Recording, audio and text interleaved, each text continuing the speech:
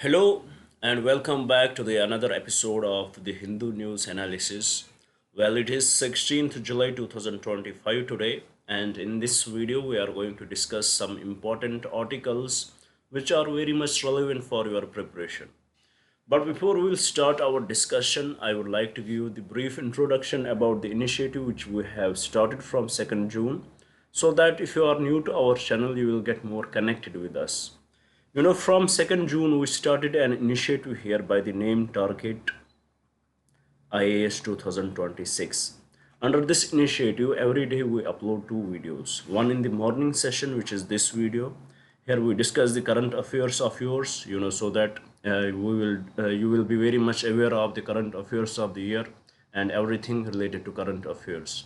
And in the evening session, we upload another video where we discuss the static portion of yours, and we started with Indian polity. Right now today we are going to discuss the 29th lecture of Indian polity, and tomorrow we are going to conclude our syllabus with respect to Indian polity. After that we will take up the governance part.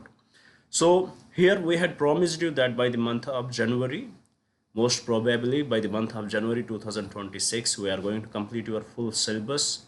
Whether the syllabus would be related to your prelims preparation or mains preparation, we will cover everything. But the exception is that we are not going to cover your optional subjects here. That is the only exception. Otherwise, everything will be covered here. And one more thing I would want to mention here, that as we are delivering the lectures of the static part, we are delivering right now. We are delivering the lectures of Indian polity. At the same time, we are preparing your notes.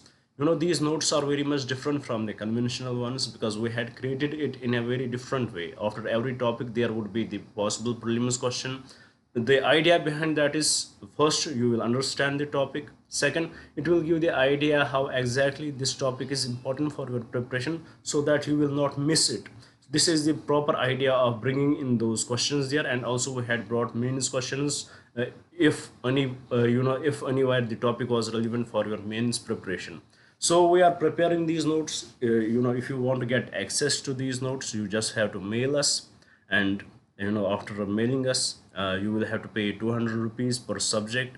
Then only you can get the access of these notes, but it is totally optional. If you want to get it, then it is fine. Rest, whatever we teach here, it is totally free. If you want to be the part of this this initiative, please do subscribe the channel, do share it with your friends so that they may also get benefited from it, and also do write in the comments what else should we bring for you guys. Now without any delay, let's start our discussion from the first topic, which is the US established and extinguished multilateralism. Let's try to understand what this is, what this article is.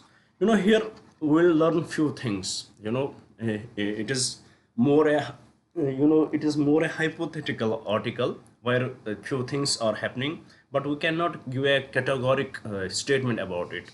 And at the same time, what India's approach should be. So here we will learn how you know we will learn how USA first established this multilateralism through the formation of UN and G7. How USA tried, in the after World War II, how USA tried to convince the world to come together, to cooperate with them and form a multilateral world order, so that we can grow together, we can grow as a world together. But at the same time, how its policies are changing, especially with respect to the Trump's governance. That the tariff wars he is being imposing on the countries, the unpredictability with respect to the Trump. And at the same time, when these things are happening, now what is the scope for India, that we have to learn how India can come into the existence here, how India can rise, and how India can be the alternative to the world, and at the same time, how India has to look into its personal interests. So this is what we are going to learn in this article. So here, let's try to start. Now let's try to start this understanding.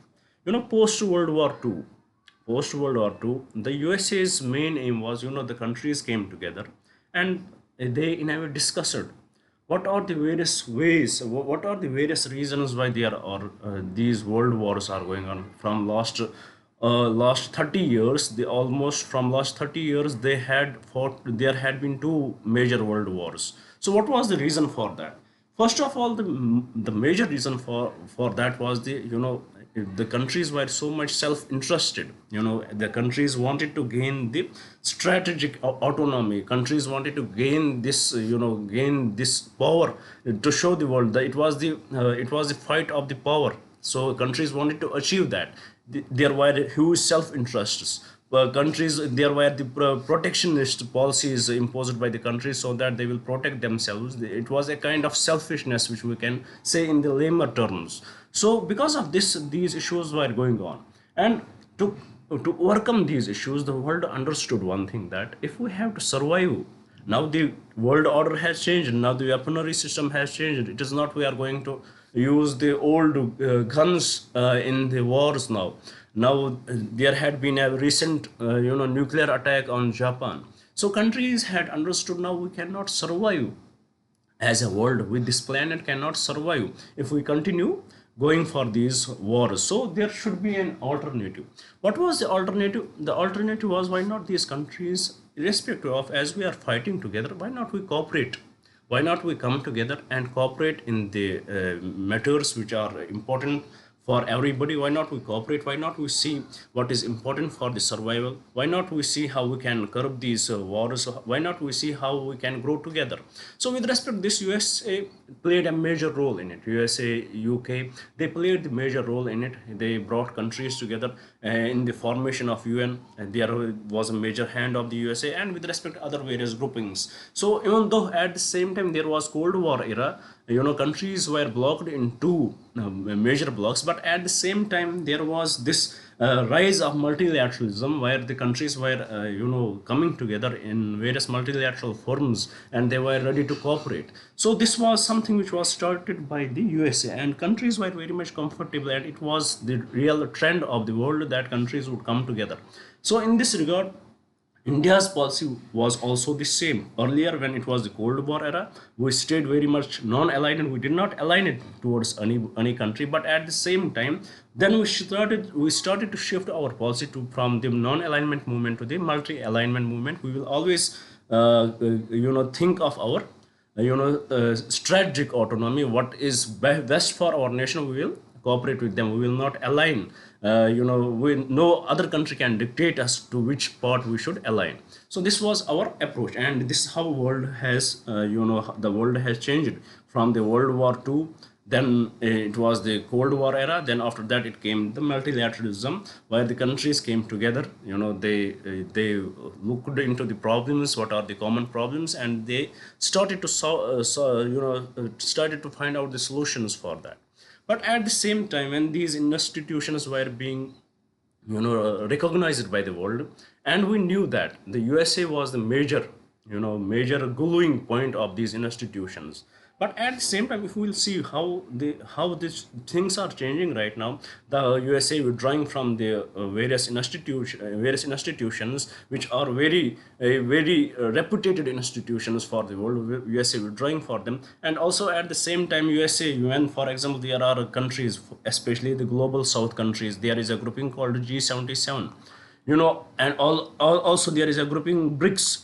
Recently that threats from the USA are coming, that they would target the BRICS countries if they will go for the de-dollarization. They will target them. They will impose more threats. They will impose more tariffs on these countries. Now, what these countries are doing, irrespective of behaving like a group, they try to go for the backdoor diplomacy with the USA.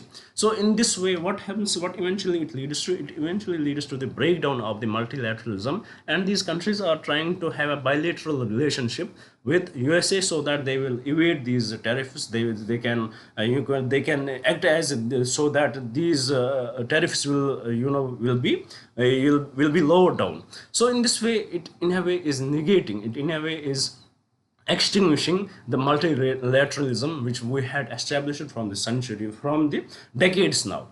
Now, this is the issue. This how the global South countries are getting impacted by that. The USA will put pressure on them. The USA will come up with the policies where they will highlight that they are going for the high tariffs. And what countries do, even though they have the multilateral arrangements, they have the huge groupings, but still they will go for the backdoor diplomacy with USA so that they can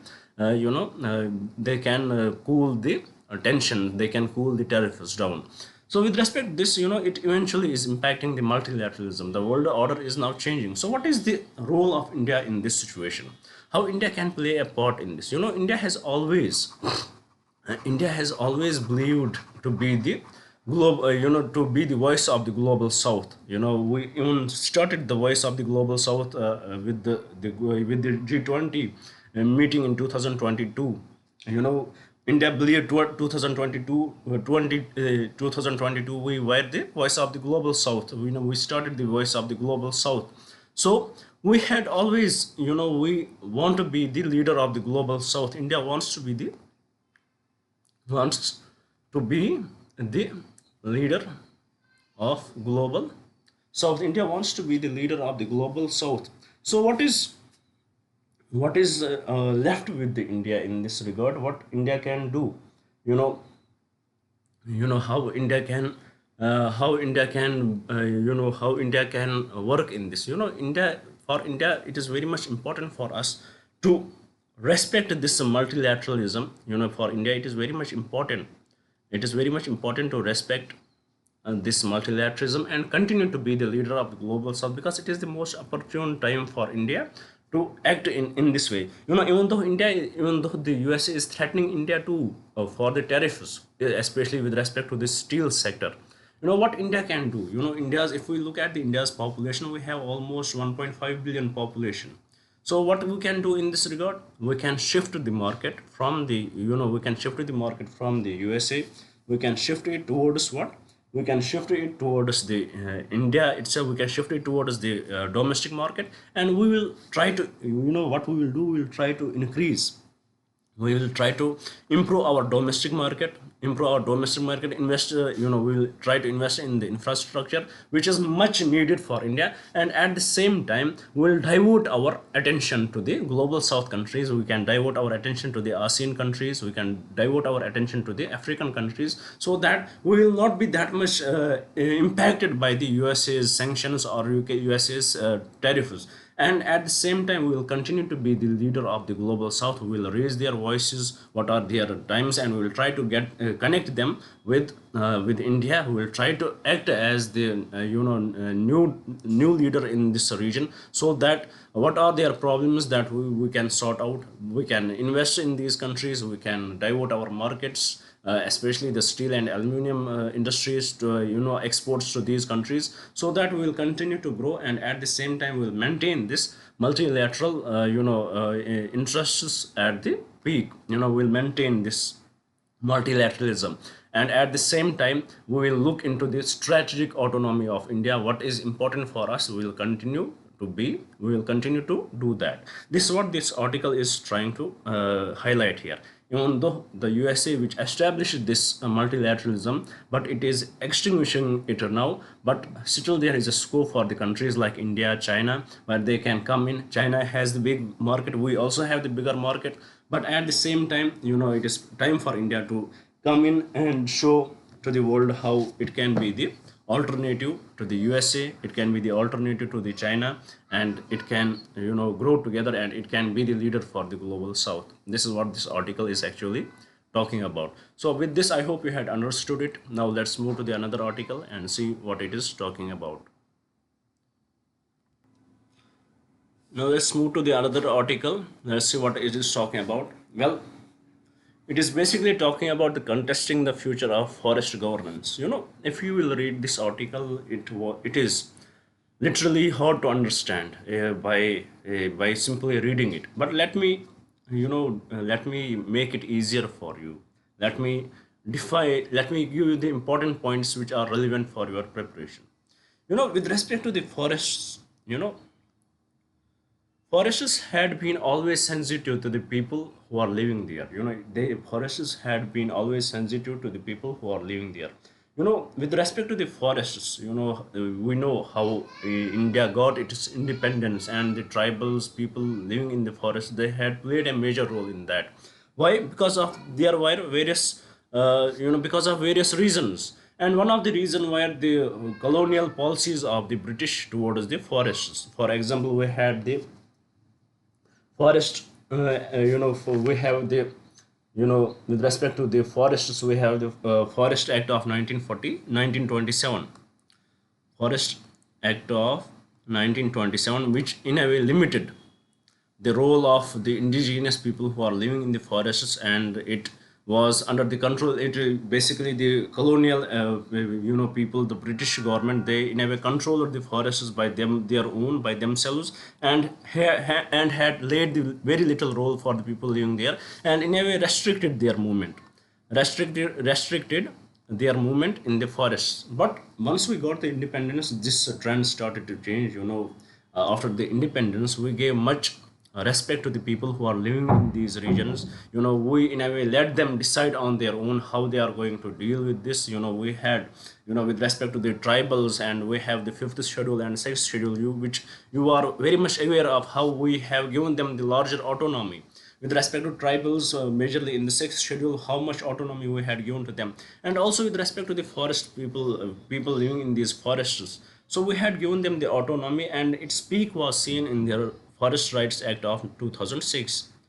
Forest Rights Act of 2006. Under this Forest Rights Act of 2006, it is the Gram Sabha, who are the people living in this region. They will decide what to do with the forest, and what policies the government should bring in, and what how much movement should be there. It is the Gram Sabha who will decide what will happen to the forest produce. It is them who are going to decide. So it is up to the according to Forest Rights Act of 2006, it is the Gram Sabha which will decide over it.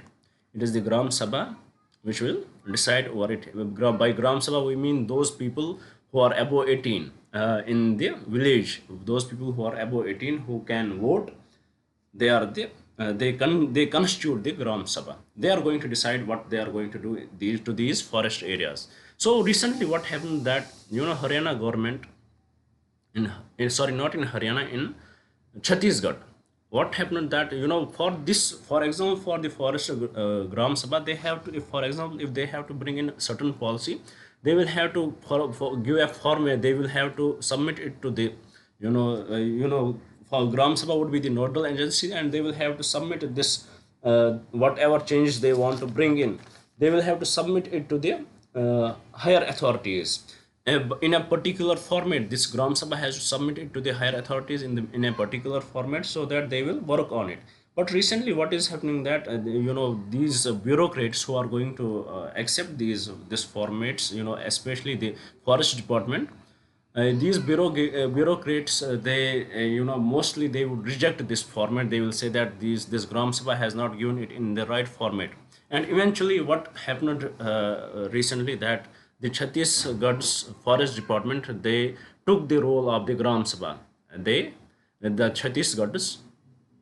Chhattisgarh's forest department, they took up the role of the Gram Sabha, and they replaced the Gram Sabha and became they itself became the nodal agency for the management plans. They itself became the nodal agency for the management plans of the of these forests. Now, what is the issue with it? It is, in a way, it seems like that the right now what the government is trying, what these state governments are trying, they are acting as the colonial masters. What they used to do, they replaced the forest, they replaced the role of the Gram Sabha with the forest department. Now the Gram Sabha has nothing to least say with it. They had diluted the role of the Gram Sabha, and it is the forest department which has the say into it, and they least consider about the people living there, and they would prefer the larger state interests, and in a way it will dilute the functioning, it will dilute the role of the Gram Sabha and the people there, and it in a way will restrict their autonomy. So this is what the article basically is talking about.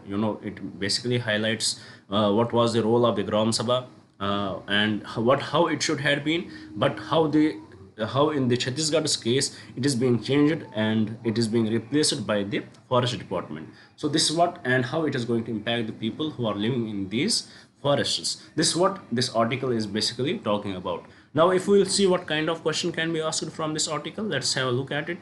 Here the question says, consider the following statements regarding the Forest Rights Act of 2006 in India. First, it grants individual and community rights over forest land to scheduled tribes and other traditional forest dwellers who have been residing in such forests for at least 3 generations prior to December 13, 2005. It is not 3 generations. it is 75 years. So first statement is incorrect with respect to the traditional forest dwellers. The second statement, the act recognizes the right to collect minor forest produce, grazing and traditional cultivation rights. That's true. It mandates that no forest land shall be devoted for non-forest purposes without the consent of the Gram Sabha. That is also true. Which of the following statement is correct? These are statement 2 and statement 3 is the correct statement. So with respect to this, we know what is the correct statement. I hope you had understood it. With this, I hope you had understood the article as well as the question here. Now let's move to the another article and see what we had brought here. Well, this article is talking about, this.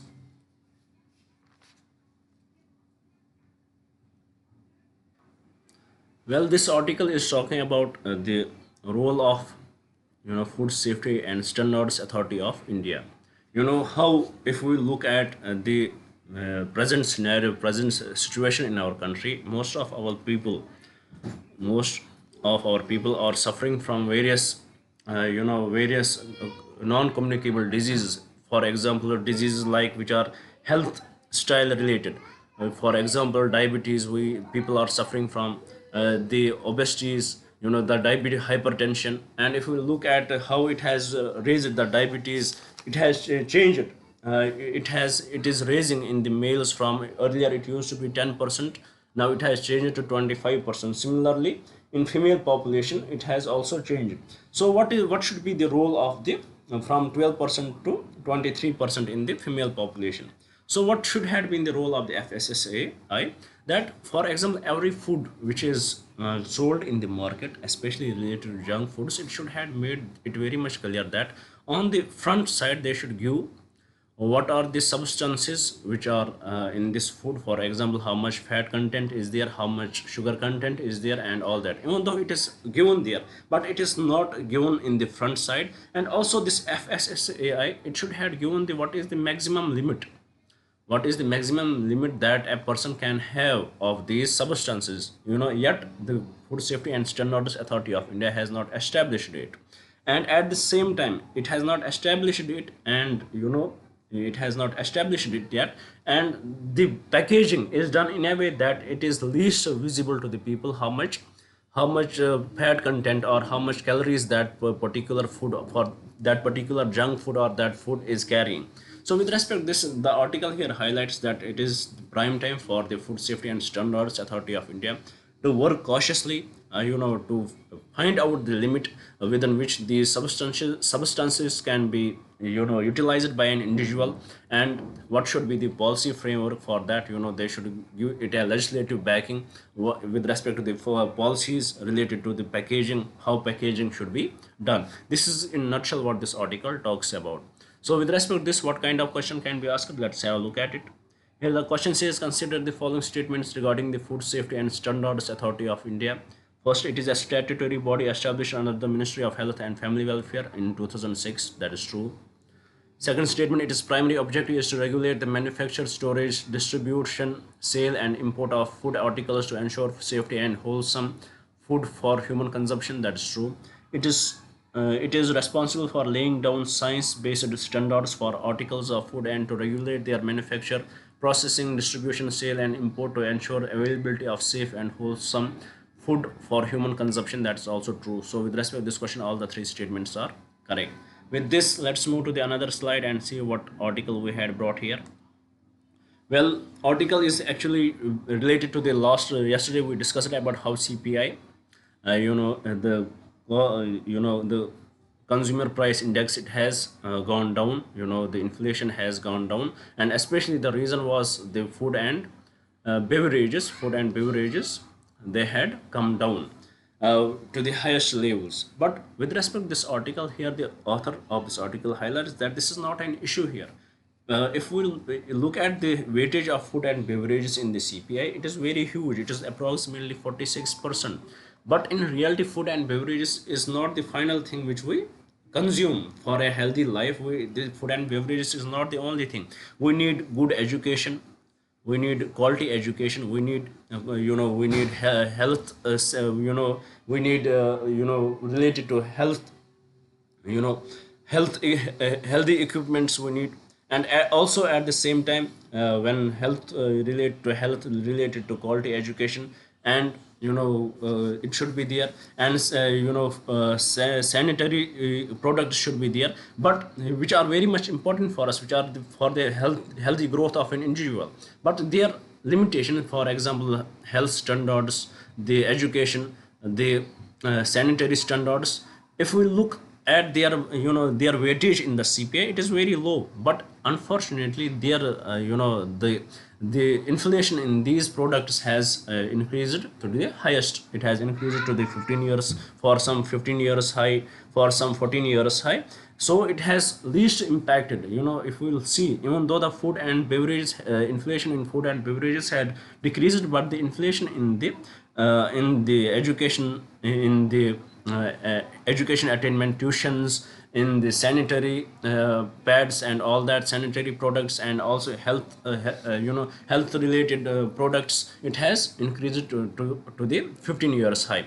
So definitely it is something to worry about. And here the author highlights that it is prime time for the for the authorities to change the definition of CPI, to change the weightage given to different products. And also it is the prime time, what is the, if we look at the what is the base year for this CPI, it is around 2011 and 2012.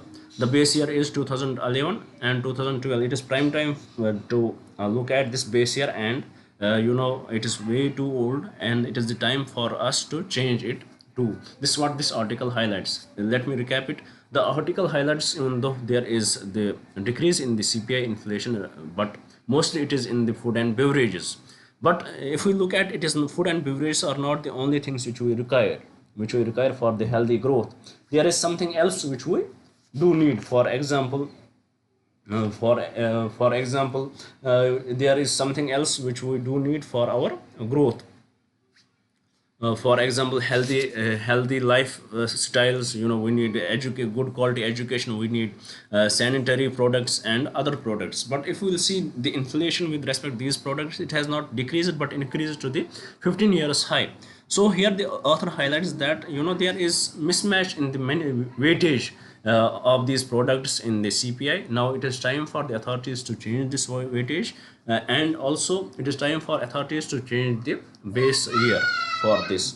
So this is the article what it is basically talking about. Now with this, let's move to the